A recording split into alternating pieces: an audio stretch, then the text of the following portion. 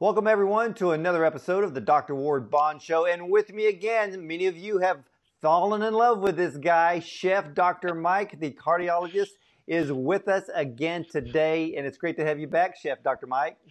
Oh, so good to be back. Thanks, mates. Hello to everyone out there. Glad to share some time with you. Well, let's talk more about culinary medicine. What special dishes or some secrets you can share with us today? Well, one of the things I think is, and this is kind of interesting, so how we eat our food has a huge impact in terms of the physiologic effect. So to give you an example, I can give you a perfectly wonderfully nutritious meal. And if I have you eat it in front of your computer in a cubicle, stressed out about that meeting in 5 minutes, boss needs deadlines, by four o'clock, you're trying to multitask. When we measure physiologic parameters, we find that stress, the way we're consuming our food, how we're eating, really can affect our immune state. And it's not a surprise, right? Because we know our mental aspect, our brain, our mood, our emotions affect our immune function, which in turn modulates inflammation that we find at the core of so many of the disabilities and diseases we deal with, the bulk of the problems diseases we deal with in Western medicine. And so if I gave you that same meal and now set you out, gave you 30 minutes under a tree in a park, a Snow White seeing the bird, knowing you, Ward, you're such a wonderful human being and a great guy, you'd have the chickadees, on your shoulder like Snow White, whistling while we were. I don't know about that. But, and we measure things, we find, wow, blood pressure goes down. Wow, heart rate goes down. Modulators of our immune function down, TNF alpha down, IL-6 down.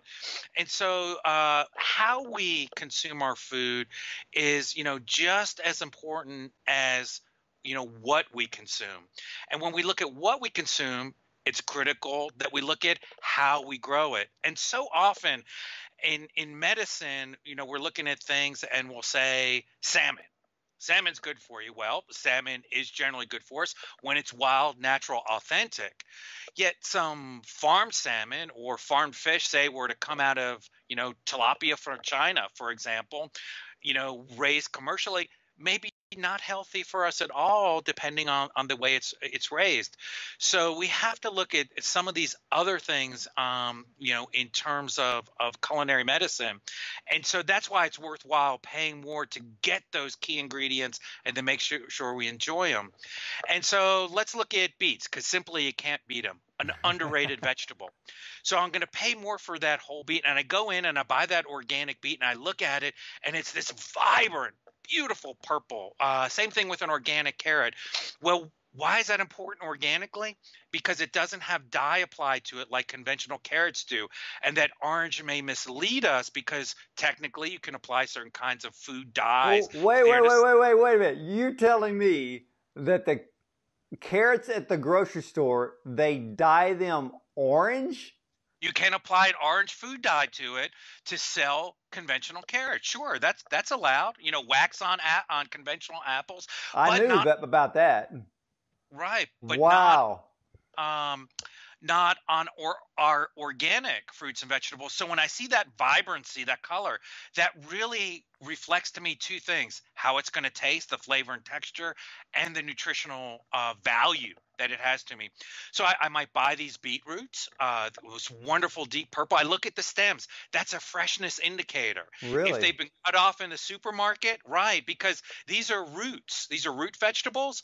So what do? Well, when they're plucked from the ground, those roots start to those leaves and stems start to draw those nutrition from the roots. And so when they start to wilt, when they start to get floppy, when they start to turn yellow, I could tell that I'm losing valuable taste, texture, nutrients in the roots. So those are little freshness indicators. I bring them home. What do I want to do? First thing I want to do is cut them off because they will take out the nutrients from my root vegetables, my carrots, my beets. So this is what we do in a professional kitchen. So we use them because they tell us that our root vegetables are fresh and wholesome, going to taste great, be packed with lots of things good for us. But what do so many people throw these tops away. Here's a great thing. Take those beet greens and make a quick pesto out of them. A little Ooh. toasted pine nut, a little Parmesan cheese, a little good olive oil, and you have a fantastic pesto. So nothing goes to waste.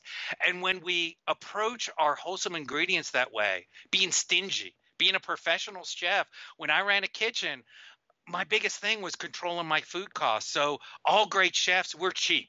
We don't want to waste anything.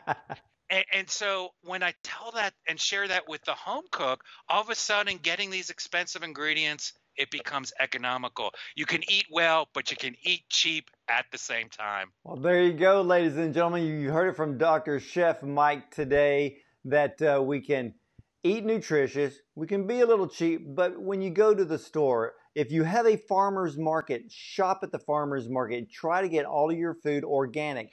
Color is important, but it's the nutrition inside. I know when I buy my whole beets, they look like they just got yanked out of the ground and still have dirt on them. And that's the way we want them, right, Chef? Oh, absolutely. You know what? If you got a little dirt on it, you know it's good for you. That's There what you Mom go. used to say. All right. Well, Chef Dr. Mike, I know all my viewers keep telling me, bring that guy back. Well, don't worry, ladies and gentlemen. Chef Dr. Mike is coming back again at a later date, so get ready for that. And so stick with me because I'll be right back after this message.